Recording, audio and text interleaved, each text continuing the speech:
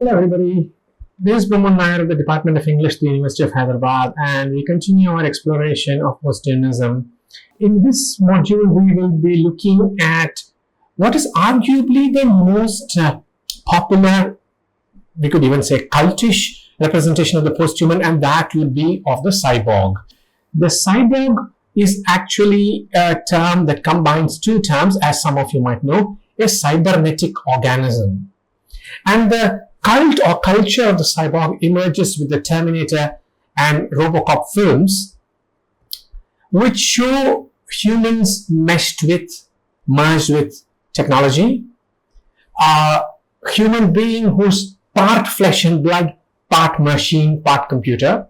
And this is something that emerges in the 1980s, although there are precedents for robotic creatures and humanoids that are part human, part machine in earlier texts as well, dating back to the 17th and 18th centuries, the automata, as they used to be called, and of course in the 20th century in the fiction of Philip K. Dick.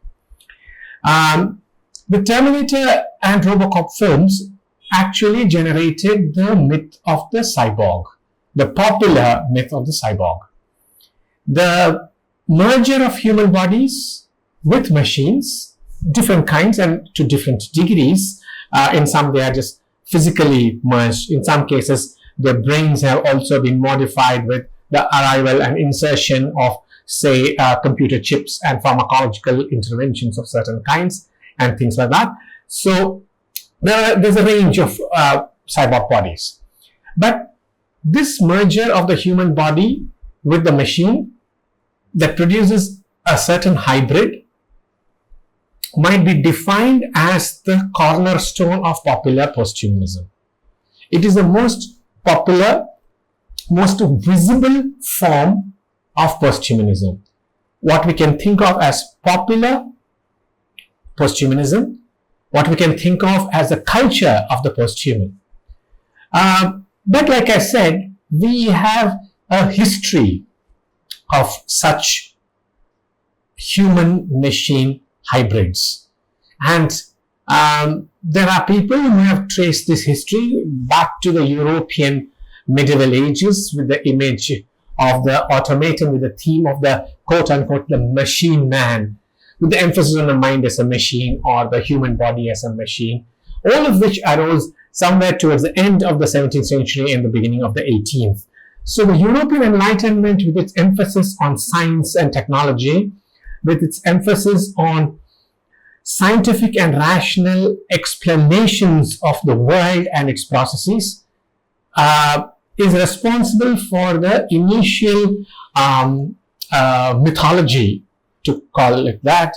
Might perhaps not be the best term, but never mind, it does for now. So this is where the mythology of the human-machine hybrid emerges. And in the 20th century, of course, it has gone on to much greater degrees and of various kinds. So, prefigurations of the cyborg in terms of such biological hybrids and species are available also in several cultures across languages, regions, and civilizations. Angels, for example, are some of those strange chimerical creatures, partially human. How much of it is human, how much of it is not human is a moot point. Think also of cultures and traditions and myths, legends, where you have shapeshifters, humans that become animals, animals that take human form, monsters that appear as in human form, humans that transform themselves into other things. Then we have zombies. So we have a wide culture of human-animal hybrids, human-machine hybrids in several cultures around the world. Now, I'm not saying that all of them are going to fit your definition of the posthuman, but what I want to emphasize is that these are biological hybrids or biohybrids, and they are in-between species, and they constitute what you can think of as the prefigurations of the cyborg. Cyborg is an odd, anomalous creature. The cyborg is a border creature. It is somewhere between the human and the machine. It's neither human nor machine, and it's both human and machine. Which means to say, the cyborg blurs the categories. It blurs the species boundaries. How much of it is human? Can't say. How much of it is machine? We cannot say. But let's also not forget, and this anticipates some of the things we will be discussing in terms of the enhancement of the human. Let's not forget that there are humans who are cyborgs in other ways. People with pacemakers, for instance.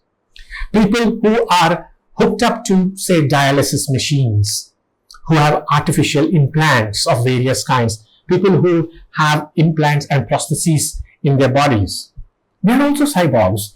So it's a question of how much of the human is remaining, how much of the human has interfaced with the machine.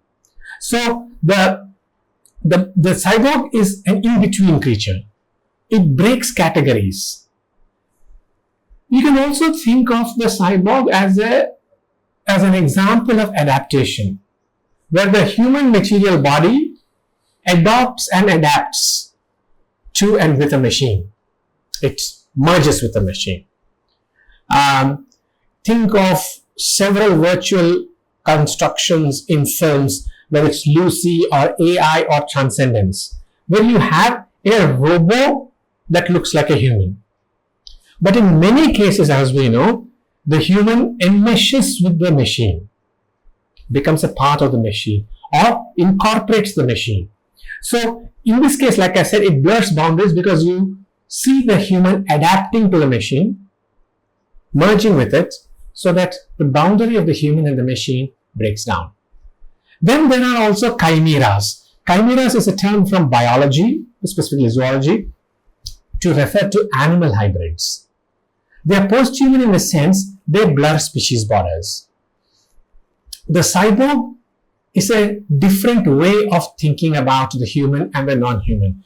Remember, we have focused traditionally in post-humanist school of thought on decentering the human, that the human is not the center of the world.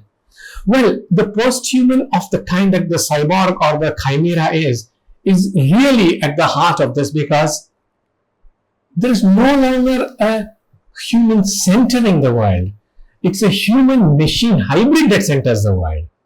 So posthumanism focuses on decentering the human, and it's based on the assumption that a well-bounded, autonomous, integrated body is over. There's no such human body possible. All bodies are multiple. All bodies are fluid and networked. They can connect with or morph into other bodies. They can morph into other animal bodies. They can morph into other machine bodies. They can merge with them.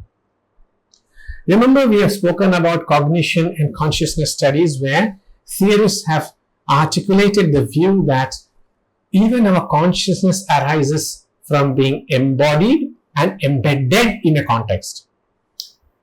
Suppose that context is the machine. Can we now really say that our identity is restricted to, for example, what you're seeing of me on your screen?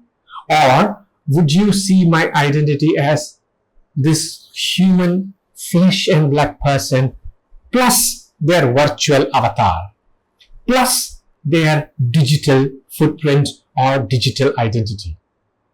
It's no longer possible for us to say that there is a human person made of flesh, blood, and bones, and then there is an avatar, because we have merged both of those. Now, for all practical purposes, I appear before you like this, with a particular face, with a set of gestures, hand waving or fiddling with my glasses, or touching my nose or my cheek. Yeah, that's there. Somebody will say, oh, the guy with balding hair and grey remainder of hair, who's always moving about in spasmodic fashion. All right, fair enough. But you don't associate me with just this. You associate me with what appears before you and the numerous digital versions of me that are there. For example, if you watched a video of me, you have looked at a digital footprint of mine, you mix the two. I am this, but also that. I am this with those. So the post-human is a mixture, is a congeries, as some of us have argued, and that involves the human flesh and blood schema, which is our corporeal self, connecting with some other body, which could be an animal body or it could be a machine body. We live in the age of cyborgization. In cyborgization, our bodies are extremely closely networked with technology. This technology could be medical or prosthetic or devices of the digital world. Cyborgization also involves, in some cases, transplantation, genetic engineering, and other biotechnologies, where species boundaries have blurred. You know that we have a massive transplantation program all over the world, right? So you can get organs from other humans, but you can also get organs from other animals. Now, suppose some part of you has been replaced by an animal part, skin or whatever it might be. Are you still entirely human? Or are you a little bit human and a little bit of whatever animal you have fixed into you? Where do you draw the boundary? Like, for example, if you have a pacemaker, how much of you is you and how much of you is the pacemaker? As in, how much percentage, if you want to talk numbers, remains of you as a human, flesh and blood human, and how much of it is actually the pacemaker working? Extend the transplantation analogy, as some novelists have done.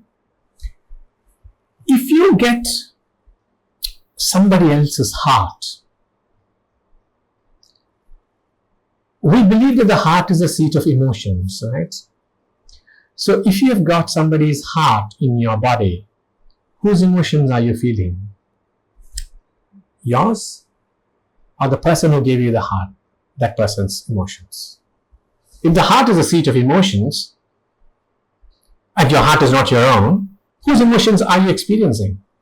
Jean-Luc Nancy writes about his experience of getting a donated heart, and he has a lovely essay on what it means to have a heart transplant, where again some of these questions do come up. So transplantation. Then of course our bodies are cyborgized because our bodies and identities have been converted into data and stored somewhere else. A process known as the mathematization of the body. So we have our bodies, we have our flesh and blood bodies, but we also have the same flesh and blood bodies rendered into numbers, into data somewhere. This could be your biometric data, this could be your Amazon shopping data, where you are a certain consumer of a certain kind. It could be any number of digital data which records your heart rate, your oxygen levels, your sugar, insulin levels in the health data bank. It could be your dietary requirements stored in your nutritionist's office. It could be your income tax data stored with the income tax office. It could be the government, it could be a private organization, it could be anything. This is often referred to as the mathematization of the human, where you are rendered into data to be stored somewhere. This also is a part of what I refer to as cyborgization. And it's important to recognize that cyborgization is where we are all transformed into a set of numbers or a code. This is where things get interesting.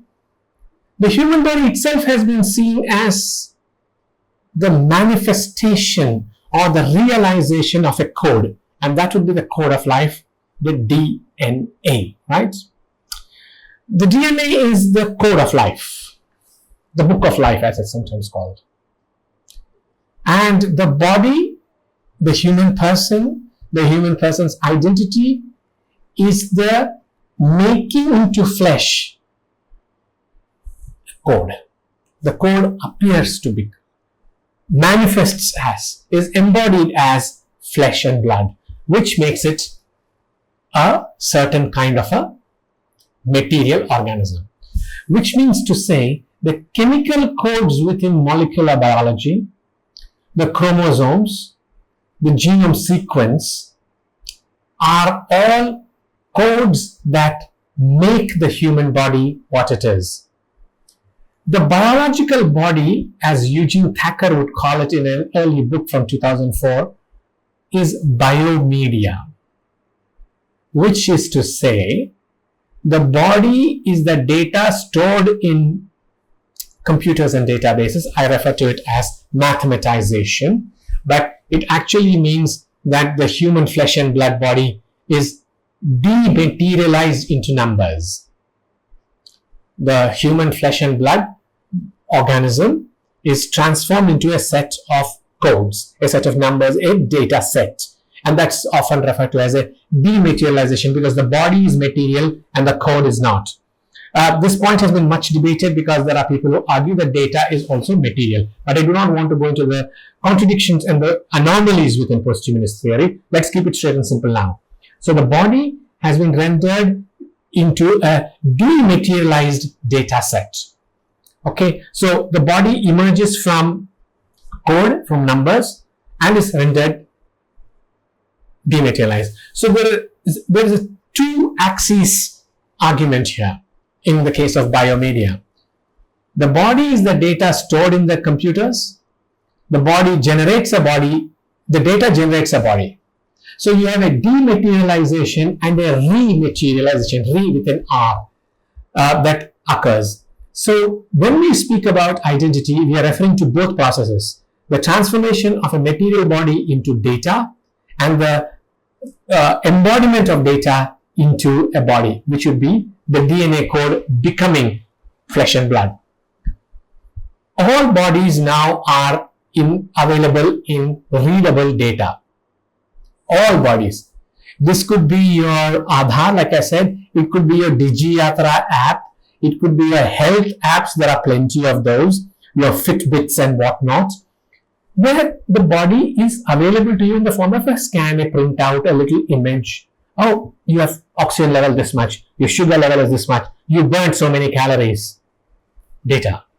This is what people refer to as the datafication of human life. Now, there are other things to talk about, and this has to do with enhanced bodies. We have other things to say about enhancement later, but yeah. Cyborg soldiers, and you will remember the Universal Soldier series of films, RoboCop, Terminator. These are human machine weapon systems. They are cyborg soldiers. Enhanced bodies in a cyborg soldier makes them immune to pain, immune to tiredness.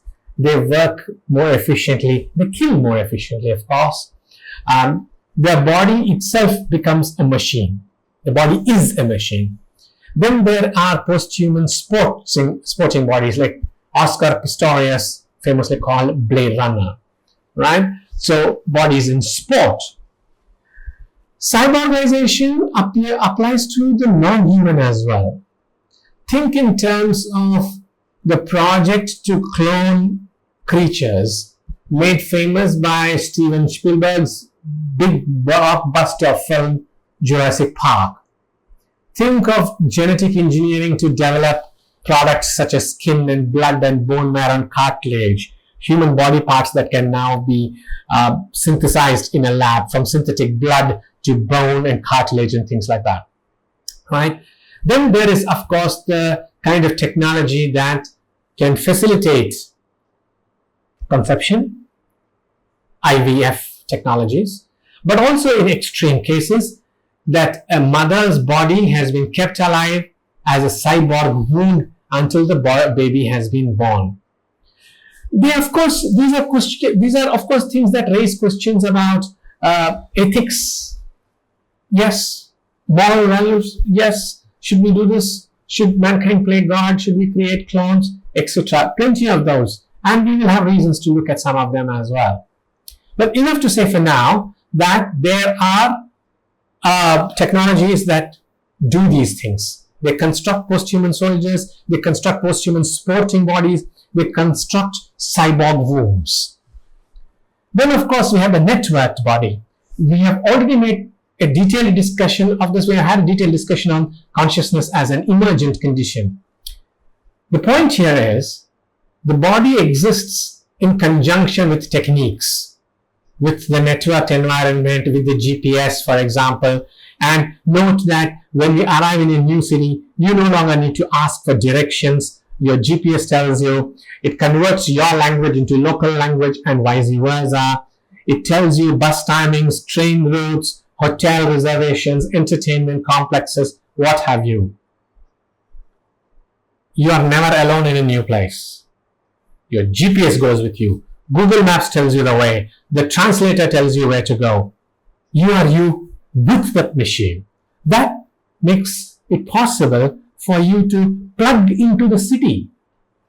Even though you are arriving in a new city, you are not new there. Nor is the city new to you. You plug into the city's networks because the transmission of information from the city to your system means you are already localized. You are already a native. Right? So this is the body as a networked system. Then of course, transplantation, about which we have spoken before.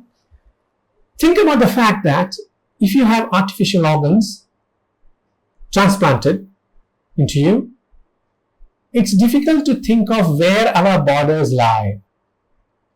When parts of you come from elsewhere, what is the notion of the self? Some part of you has come from another person. You have a kidney transplant or a heart transplant and whatnot. Where is the sense of self then? When you ask, who am I? The answer is, I am, me, plus something, plus somebody's heart, plus somebody's this, somebody's that. So, transplantation induces a sense of an expanded self. The self which is not restricted to the human form, to the human mind, to the human consciousness. And it builds on the fact that we have always co-evolved with other things, and now we co-evolve because the other things are inside us. Think also then of organisms and beings like clones. Clones are derived from humans, right? They replicate us. But then why do we find it difficult to see them as humans? Now, whether they should be treated as persons or not, whether they should be ethically designed to serve us or not, is a different debate. We will have reasons to go into that as well when we look at some of these problematic areas. So humans are versions of clones are human versions. They're akin to us, but they're not us. They're akin, but not kin. In all these cases, we begin to ask, where is the border of the human? Where is myself? Is it located in the body? Is it beyond my body? Is it restricted to my body? Or is it more than that? I'll conclude with this quotation from Jean-Luc Nancy, whom I mentioned before, on his heart transplant and what happens afterwards. He says, the general feeling of no longer being dissociable from a network of measurements, observations, and of chemical, institutional, symbolic connections, which do not allow themselves to be ignored, or can be those of which ordinary life is always woven. I am indissociable from a polymorphous dissociation. I am a part of something much bigger, a much bigger network. So if you look at the range we have covered, from cyborgs to transplantation to clones, cyborg bodies are of many varieties. You have the human-machine hybrid, you have the human-animal hybrid, you have the transplanted human, and then of course you have the clone. We'll be back with more stuff on cyborg bodies soon. Thank you.